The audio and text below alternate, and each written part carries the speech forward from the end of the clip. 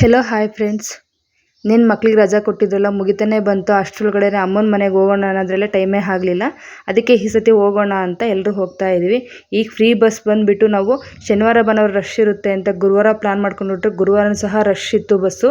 ಮಳೆನೂ ಸಹ ಬರ್ತಾ ಇದೆ. ಆದರೂ ನಿಂತ್ಕೊಂಡು ಸಾಕಾಗಿ ಸ್ವಲ್ಪ ಬ್ಯಾಗಲ್ಲಿ ಅಡ್ಜಸ್ಟ್ ಮಾಡ್ಕೊಂಡು ಕೂತ್ಕೊಂಡು ಹೋಗ್ತಾ ಇದ್ದೀವಿ. ಸಿಕ್ಕಾಪಟ್ಟೆ ರಶ್ ಇರುತ್ತೆ. ಬಸ್ಸು ಸಹ ಒಂದು ಸೀಟ್ ಸಹ ಕೊಡಲ್ಲ. ಫುಲ್ಲು ಲಾಂಗ್ ಸೀಟ್ ಜರ್ನಿ ಇದೆ ಅಂದರೆ ಫುಲ್ಲು ಅಲ್ಲಿಂದ ನಿಂತ್ಕೊಂಡು ಹೋಗೋ ಪರಿಸ್ಥಿತಿನೇ ಬಂದುಬಿಡುತ್ತೆ ನೋಡಿ. ಅಲ್ಲಿಂದ ನಾವು ಅಮ್ಮರ ಮನೆಗೆ ಬಂದ್ವಿ. ಅಮ್ಮರ ಮನೆಗೆ ಬರೋಷ್ಟೊತ್ತಿಗೆ ಆಗಲೇ ನೈಟ್ ಆಗಿತ್ತು. ನಾವು ಆಗಲೇ 7:30 8 ಗಂಟೆ ಆಗೋಕ್ಕೆ ಬಂದುಬಿಟ್ಟಿತ್ತು. ಊಟ ಮಾಡಿ ಮಲ್ಕೊಂಡ್ವಿ. ಇನ್ನು ಅಮ್ಮರ ಮನೇಲೆಲ್ಲ ಪೇಂಟ್ ಮಾಡಿಸ್ತಾ ಇದ್ದಾರಲ್ವ, ಅಲ್ಲೇ ಮಕ್ಕಳೆಲ್ಲ ಮಾಡ್ತಾಯಿದ್ರು. ನಾನು ಮಾಡ್ತೀನಿ ಅಂತ ನನ್ನ ಸೊಸೆಯಲ್ಲಿ ಮಾಡ್ತಾ ಇದ್ದಾಳೆ. ಅವರೆಲ್ಲ ಕುತ್ಕೊಂಡು ಮಾಡಿದ್ರಿಂದ ನಾನು ಅದೇ ರೀತಿಯೇ ಮಾಡ್ತೀನಿ ಅಂತ ಇಲ್ಲಿ ಕುತ್ಕೊಂಡು ಈ ಥರ ಕಾಲ ಇಳಿಸ್ಕೊಂಡು ಮಾಡ್ತಾ ಇದ್ದಾಳೆ. ಇನ್ನು ಖಾರದ ಪುಡಿ ಎಲ್ಲ ಉರಿಯೋಣ ಅಂತಂದೆಲ್ಲ ಮೆಣಸಿನ್ಕಾಯಿ ಎಲ್ಲ ಒಣಗಿಟ್ಟಿತ್ತು. ಅದನ್ನೇ ಹೊರಗಡೆ ಮೇಲೆ ಆದರೆ ಚೆನ್ನಾಗಿರುತ್ತೆ ಅಂತಂದು ಇಲ್ಲೆಲ್ಲ ಹುರ್ಕೊಳ್ತಾ ಇದ್ದೀವಿ. ಇಲ್ಲಿಗ ಮೇಲೆ ತುಂಬ ಘಾಟ್ ಇರುತ್ತಲ್ವ, ಒಳಗಡೆ ಮಕ್ಕಳೆಲ್ಲ ಕೆಮ್ತಾರೆ ಅಂತ ಮೇಲ್ಗಡೆ ಹೋಗಿ ಹುರ್ಕೊಳ್ತಾ ಇದ್ವಿ. ಈ ಕಡೆ ಇವಳ ಜೊತೆ ಆಟ ಆಡ್ಕೊಳ್ಳೋಣ ಅಂತಂದು ಇಲ್ಲಿ ಕೆಳಗಡೆ ಇದ್ವಿ. ಇವಳಂತೂ ಸಖತ್ತು ನಮಗೆ ಊರಿಗೆ ಬರಬೇಕಂದ್ರೆ ಬೇಜಾರಾಗ್ತಿತ್ತು. ಈಗಂತೂ ಇವಳಿರೋದ್ರಿಂದ ಟೈಮ್ ಪಾಸ್ ಆಗೋದು ಹೆಂಗಾಗುತ್ತಂತಲೇ ಗೊತ್ತಾಗೋದಿಲ್ಲ. ಮಕ್ಕಳಿರೋದ್ರಿಂದ ಟೈಮ್ ಪಾಸ್ ನಮಗೆ. ಅಲ್ಲಿಗೆ ಹೋದಾಗಿಂದ ಮಕ್ಕಳು ಸಹ ಒಂದು ಮೊಬೈಲ್ ಮುಟ್ಟಿದ್ದೇನೆ ಎಷ್ಟು ಚೆನ್ನಾಗಿ ಇವಳ ಜೊತೆನೇ ಆಟ ಆಡ್ಕೊತಾ ಇದ್ದರು. ಯಾವುದಾದ್ರೂ ಸಾಂಗ್ ಇಟ್ಟರೆ ಡ್ಯಾನ್ಸ್ ಮಾಡೋಣ ಅಂತ ಇಲ್ಲೆಲ್ಲ ಡ್ಯಾನ್ಸ್ ಮಾಡ್ಕೊತಾ ಇದ್ದಾಳೆ ಇಲ್ಲಿ. ಇನ್ನು ಮಕ್ಕಳೆಲ್ಲ ಇವತ್ತು ಪುಡ್ಡಿಂಗ್ ಮಾಡ್ತೀನಮ್ಮ ಅಂತಂದ್ರೆ ನಾವೆಲ್ಲ ಇಲ್ಲಿ ಕೋಪ್ರೇಟ್ ಮಾಡಲ್ಲ ಅಂತಂದು ಅಲ್ಲೇ ಅವ್ರ ತಾತರ ಮನೆಗಾದರೆ ಇದು ಮಾಡ್ಬೋದಲ್ಲ ಅಂತಂದು ಅಲ್ಲೇ ಸಹ ಸೇರಿಕೊಂಡು 3 ಜನನ ಸೇರ್ಕೊಂಡು ಇಲ್ಲಿ ಪುಡ್ಡಿಂಗ್ ಮಾಡಿದ್ದಾರೆ. ಮತ್ತು ಹಾಲು, ಬ್ರೆಡ್ಡು ಮತ್ತು ಮೊಟ್ಟೆ ಅದನ್ನೆಲ್ಲ ಬಳಸಿ ಮಾಡಿದರು. ಟೇಸ್ಟು ಸಹ ಚೆನ್ನಾಗಿತ್ತು.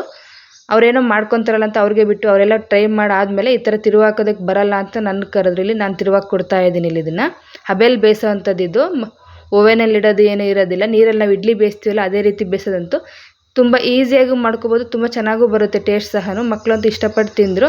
ಅವ್ರು ಮಾಡಿದ್ದದಕ್ಕೆ ನೀವೇ ಕಟ್ ಮಾಡ್ಕೊಂಡು ತಿನ್ನಿ ಅಂತಂದು ಹೇಳಿ ಅವ್ರ ಕೈಯಲ್ಲೇ ತಿನ್ನಿಸ್ತಾ ಇದ್ದೀನಿ. ಇನ್ನು ಬಿಸಿ ಇತ್ತು, ಸ್ವಲ್ಪ ತಣ್ಣಗಾದ್ಮೇಲೆ ತಿನ್ನಿರಿ ಅಂದರೆ ಇನ್ನು ಬಿಸಿ ಇರುವಾಗಲೇ ತಿಂತಾಯಿದ್ದೆ. ಸ್ವಲ್ಪ ಫ್ರೀಝಲ್ಲಿಟ್ಟರೆ ಇನ್ನೂ ಚೆನ್ನಾಗಿರುತ್ತೆ ಅದು.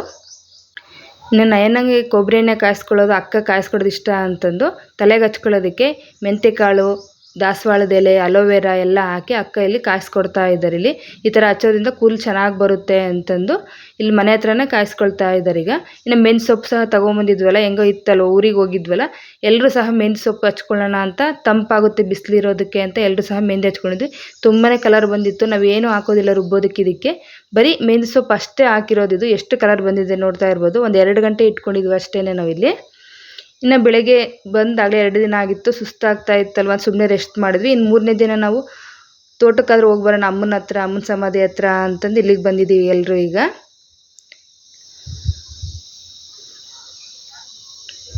ಇಲ್ಲೆಲ್ಲ ಸ್ವಲ್ಪ ಹೊತ್ತು ಮಕ್ಕಳೆಲ್ಲ ಟೈಮ್ ಸ್ಪೆಂಡ್ ಮಾಡ್ತಾ ಇದ್ರು ಇಲ್ಲೆಲ್ಲ. ಈ ಕಡೆ ಅವಳೆಲ್ಲ ಅಜ್ಜಿಗೆ ಪ್ರದಕ್ಷಿಣೆ ಹಾಕುವಂತ ನಮ್ಮಜ್ಜಿ ಅಂತ ಎಲ್ಲ ಇಲ್ಲಿ ಪ್ರದಕ್ಷಿಣೆ ಆಗ್ತಾ ಇದ್ದಾಳೆ. ನಮ್ಮಮ್ಮ ಅಂತಂದರೆ ಇಲ್ಲ ನಮ್ಮಜ್ಜಿ ಅಂತ ಇದು ಮಾಡ್ತಾ ಇದ್ದಾಳೆ ಇಲ್ಲೆಲ್ಲ. ನಾವು ಸಹ ಇಲ್ಲೆಲ್ಲ ಕುತ್ಕೊಂಡಿದ್ದೀವಿ. ಈಗ ಸಖತ್ತು ಬಿಸಿಲಿರೋದ್ರಿಂದ ಜಾಸ್ತಿ ಓಡಾಡೋಕ್ಕೆ ಸಹ ಆಗೋದಿಲ್ಲ, ಅಷ್ಟು ಬಿಸಿಲಿದೆ. ಆ ಕಡೆ ಚಳ್ಳಕೆರೆ ಕಡೆ ಎಲ್ಲ ಬಂದುಬಿಟ್ಟು ನೋಡಿ. ನಮ್ಮಮ್ಮ ಅಂತಂದರೆ ನಮ್ಮಜ್ಜಿ ಕೈತಿಗೆ ಅಂತ ತೆಗಿಸ್ತಾ ಇದ್ದಾಳೆ ಇಲ್ಲೆಲ್ಲ. ಅಲ್ಲಿ ಮುಗಿಸ್ಕೊಂಡು ಆ ಕಡೆ ಸಿಂಕ್ಲರ್ ಹಾಕಿದ್ರು, ಉಳ್ಳಿ ಬೀಜ ಹಾಕಿದ್ರಲ್ವ ತೋಟದಲ್ಲೆಲ್ಲ, ಆ ಕಡೆ ಹೋಗ್ತಾ ಹುಣಸೆ ಚಿಗುರು ಇತ್ತಲ್ವ, ಸ್ವಲ್ಪ ಕಿತ್ಕೊಂಡು ಹೋಗೋಣ ಅಂತ ಇಲ್ಲಿ ಅಕ್ಕ ಅವರೆಲ್ಲ ಕಿತ್ಕೊಳ್ತಾ ಇದ್ದಾರೆ. ಹುಡುಗರು ಸಹ ಅದು ನೀರು ಮಳೆ ಥರ ಚಿಮ್ತಾ ಇದ್ರೆ ಅದರಲ್ಲಿ ನೆನೀತಾ ಇದ್ದಾರೆ ಇಬ್ಬರು ಸೇರ್ಕೊಂಡಲ್ಲೆಲ್ಲ. ಹಳ್ಳಿ ಕಡೆ ಹೋದರೆ ಹುಣಸೆ ಚಿಗುರು, ಸೊಪ್ಪು, ಕಡಲೆಕಾಯಿ ಇವೆಲ್ಲ ಫ್ರೀಯಾಗಿ ಸಿಗುತ್ತೆ. ಅದೇ ನಾವು ಟೌನಲ್ಲಾದರೆ ಎಲ್ಲದಕ್ಕೂ ದುಡ್ಡು ಕೊಟ್ಟೆ ಇಸ್ಕೊಂಬರ್ಬೇಕು. ಇಲ್ಲಿ ಅಕ್ಕನೂ ಮತ್ತು ನಯನ ಇಬ್ಬರು ಆ ಕಡೆ ಕೀಳ್ತಾ ಇದ್ದಾರೆ ಹುಣಸೆ ಚಿಗುರನ್ನ. ಇಲ್ಲಿ ಇವನು ಸಹ ಇನ್ನೂ ನೆಂದರೂ ಸಹ ಇನ್ನೂ ಸಮಾಧಾನ ಆಗಿಲ್ಲ ಅಂತ ಹೋಗಿ ನೆನೀತಾ ಇದ್ದಾನೆ. ಇನ್ನೂ ಈರುಳ್ಳಿ ಬೀಜ ಹಾಕಿದ್ರು ತುಳಿಬೇಡ ಅಂದರೂ ಸಹ ಹೋಗಿ ಎಲ್ಲ ತುಳಿತಾ ಇದ್ರು ಅಲ್ಲೆಲ್ಲ. ಇನ್ನು ನಾವು ಸಹ ಹೋಗಿ ಎಲ್ಲ ಕಿತ್ಕೊಳ್ತಾ ಇದ್ದೀವಿ ಅಲ್ಲೀಗ.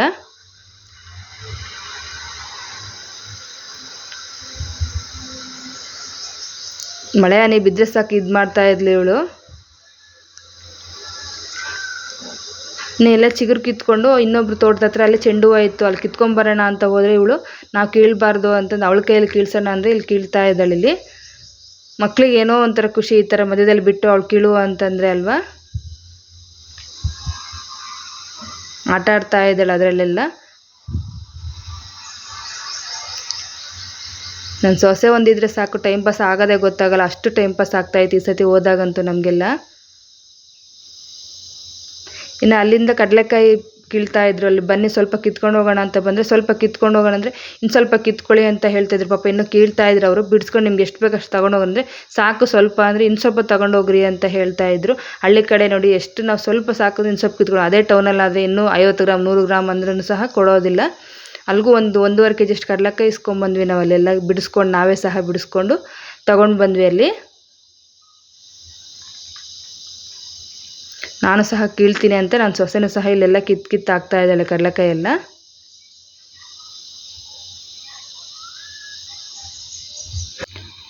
ಇನ್ನು ಕಡಲೆಕಾಯಿ ಎಲ್ಲ ಕಿತ್ಕೊಂಡು ಇನ್ನು ಹೊರಡ್ಬಿಟ್ಟೋಣ, ಸಾಯಂಕಾಲ ಆಗಿಬಿಡುತ್ತೆ ಅಂತಂದು ನಾವು ಇಲ್ಲಿ ಹೊರಡ್ತಾ ಇದ್ವಿ. ಅಣ್ಣನ ಬಂದಿದ್ರಲ್ವ ಕರ್ಕೊಂಡು ಹೋಗೋದಕ್ಕೆ, ಇಲ್ಲೆಲ್ಲೋ ಹೋಗ್ತಾ ಇದ್ವಿ ಈಗ. ಇಲ್ಲಿ ಕಡಲೆಕಾಯಿ ಎಲ್ಲ ಅಕ್ಕ ಇಟ್ಕೊಂಡಿದ್ದಾರೆ ಅಲ್ಲೆಲ್ಲ.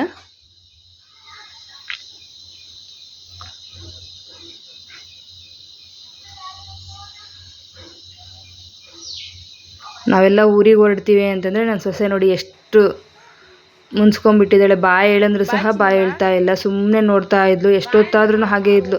ನಾವು ಊರಿಗೆ ಹೋಗ್ತಿದ್ದೀವಿ ಬಾಯಿ ಹೇಳು ಅಂತಂದರೆ ಮುಖನೇ ನೋಡ್ತಾ ಇರಲಿಲ್ಲ. ಚೆನ್ನಾಗಿ ಒಂದು ವಾರದಿಂದ ಹೊಂದ್ಕೊಂಡಿದ್ಲಲ್ವ, ಚೆನ್ನಾಗಿ ಅಡ್ಜಸ್ಟ್ ಆಗಿಬಿಟ್ಟಿದ್ಲು ನಮಗೆ. ಅವಳು ಬಿಟ್ಟು ಬರೋಕ್ಕೆ ನಮಗೂ ಸಹ ಬೇಜಾರಾಗ್ತಾ ಇತ್ತು. ಓಕೆ ಫ್ರೆಂಡ್ಸ್, ಬಾಯ್. ನಿಮ್ಗೆ ಇಷ್ಟ ಆಗಿದ್ದರೆ ಒಂದು ಲೈಕ್ ಮಾಡಿ ಅಂತ ಹೇಳ್ತೀನಿ.